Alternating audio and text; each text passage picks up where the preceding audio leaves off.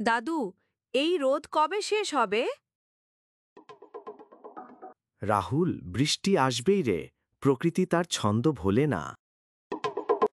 রাহুল, মনে আছে যে বছর খরা হয়েছিল, মাটি এত শুকিয়ে গিয়েছিল যে নদীর জলও তলিয়ে গিয়েছিল? হ্যাঁ দাদু, মা বলেছিলেন কত লোক গ্রাম ছেড়া চলে গিয়েছিল পানি খুঁজতে। কিন্তু তারপর একদিন আকাশের রং বদলে গেল। দাদু, কাকগুলো আজ এত ডাকছে কেন? এবার তাহলে কিছু ঘটবে রাহুল? দাদু, এটা কি বৃষ্টির ইঙ্গিত? হ্যাঁ রাহুল, সব কিছুর একটা ছন্দ আছে রে। দাদু, এই মেঘগুলো আজ অন্য রকম লাগছে।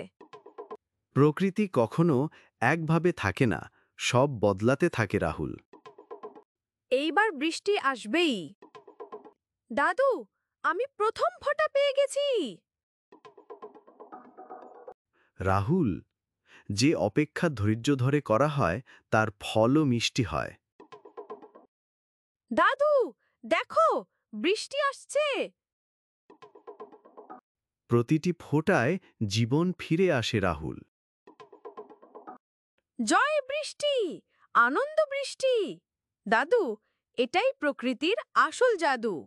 শুকনো মাটি এখন প্রাণ ফিরে পাচ্ছে। দাদু, প্রকৃতি আবার আমাদের সজীব করে দিচ্ছে। দাদু, দেখো, জল ফিরে এসেছে। রাহুল, জীবন কখনোই থেমে থাকে না, শুধু সময়ের অপেক্ষা। সবকিছু আবার সতেজ হয়ে উঠছে দাদু। এটাই প্রকৃতির চক্র রাহুল। এই বৃষ্টি যদি বেশি দিন চলে, তবে আবার বন্যা হবে। তাই ভারসাম্যই প্রকৃতির সবচেয়ে বড় শিক্ষা রাহুল। দাদু, প্রকৃতি যেমন কঠিন পরীক্ষা নেয়, তেমনি শান্তিও দেয়। রাহুল, যদি অপেক্ষা করতে জানো, প্রকৃতি তোমাকে তার গল্প শুনিয়ে দেবে। দাদু, এই গল্পের শেষ নেই, কারণ প্রকৃতির চক্র বারবার ফিরে আসে।